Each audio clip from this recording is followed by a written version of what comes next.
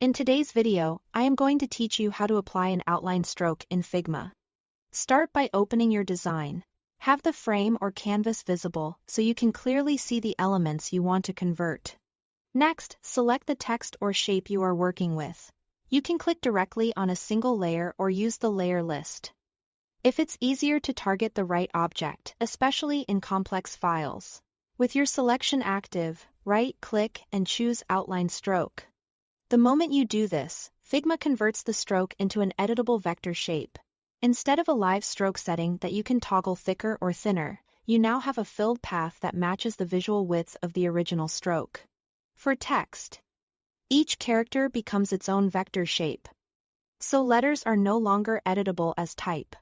For shapes, the outline you see is now a standalone object that perfectly follows the original stroke's path and thickness. This conversion is powerful because it gives you full control over every point, handle, corner, and curve. You can fine-tune the geometry with the vector editing tools.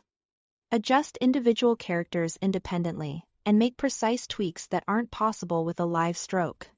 It also ensures your design looks consistent across platforms and exports.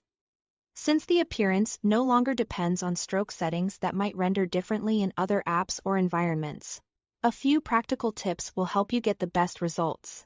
Consider keeping a backup of the original text or stroke shape elsewhere in your file so you can return to editable type if needed.